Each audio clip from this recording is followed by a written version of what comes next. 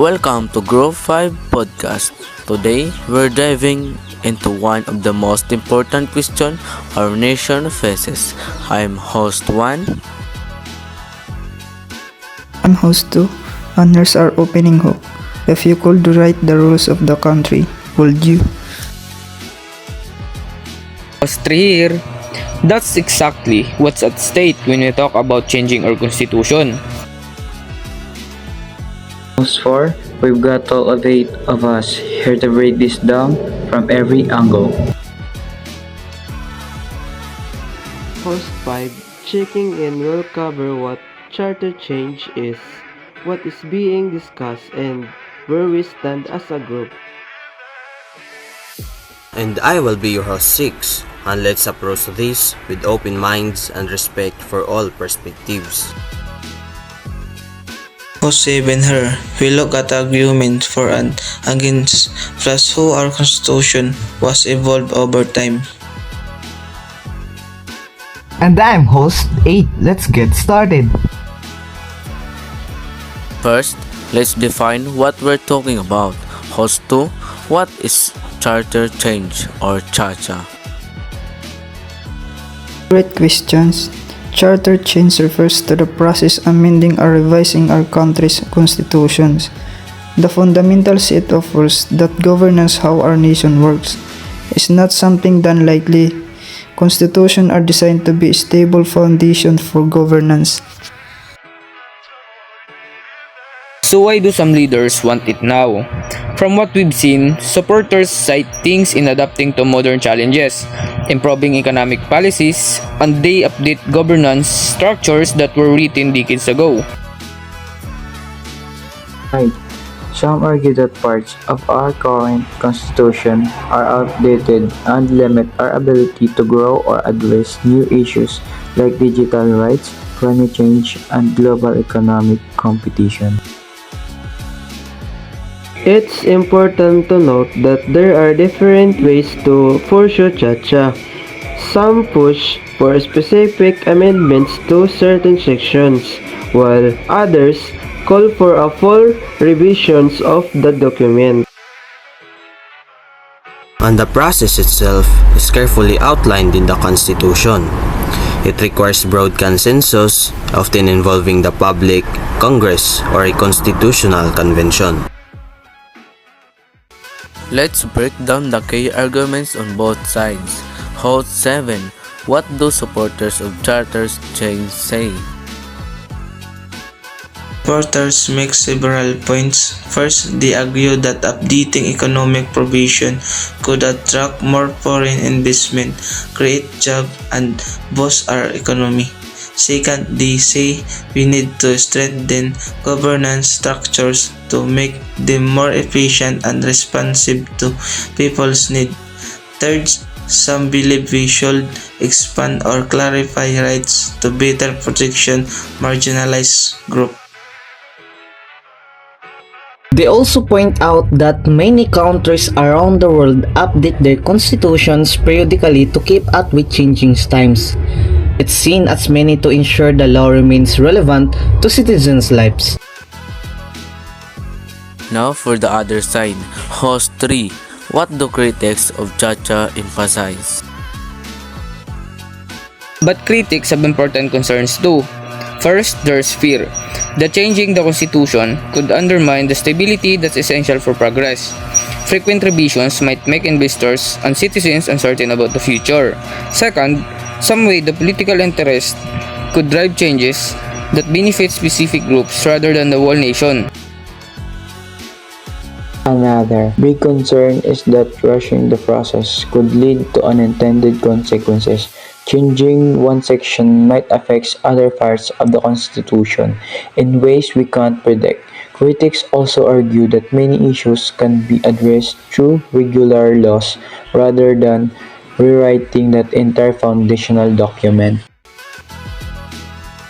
There's also worry about protecting our democratic institutions and individual rights. Some fear that changes could weaken checks and balances or roll back hard-won freedoms. To understand this better, let's look at our history. Host 6. How have past constitution been changed and why? Our nation has had several constitutions over the years.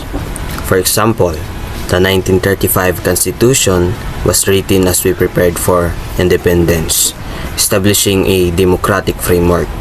Then the 1973 Constitution was introduced during martial law, concentrating more power in the presidency.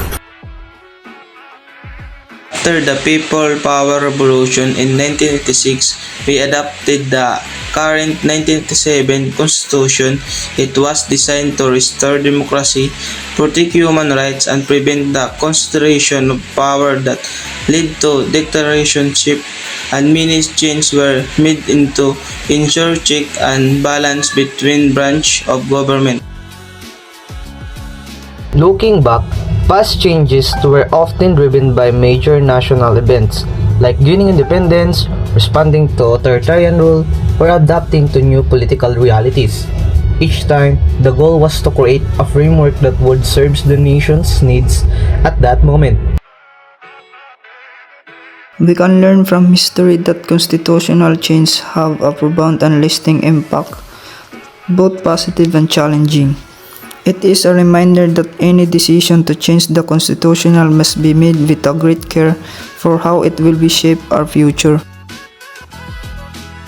So, after exploring all these angles, where do we stand as Group 5? Host 1 here. Let me start by saying we don't all agree on every detail, but we've come to a collective position. We believe that the Constitution should be reviewed, but not rushed. There are parts that could benefit from thoughtful updates and address modern challenges. However, we strongly oppose any hasty or politically motivated changes. Any revisions must be driven by the public interest, not interest of specific groups or leaders. We support targeted amendments rather than a fully rewrite focusing on specific sections that are clearly outdated or no longer service the people, while preserving the core democratic principles and rights enshrined in the 1987 Constitution. Most importantly, we believe the process must be fully transparent, inclusive, and driven by widespread public participation. Every citizen should have voice in deciding changes to the rules that govern our nation. We also think that before pursuing charter change, we should first fully implement and strengthen existing laws and institutions. Many issues we face can be addressed without changing the Constitution itself. In short, we are not against all exchange, but we are against exchange that is not carefully considered, inclusive, and focused on the common good.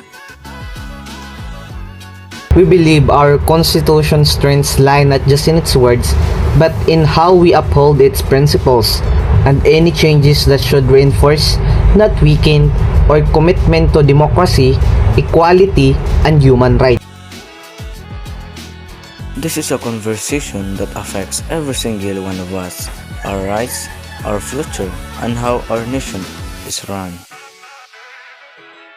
We encourage you to do your own research, talk to others, and make your voice heard if and when this issue comes to a national debate. Look for reliable sources like official government publications, reputable academic institutions, and independent research organizations. Remember, a constitution is more than just a document. It's a reflection of who we are as a people and what we stand for. Thank you for joining Group 5 for this discussion. We would love to hear your thoughts. What do you think about changing the Constitution? Drop us a message with your perspective. Let's keep this important conversation going. Until next time, stay informed, stay engaged, and work together for our nation's future.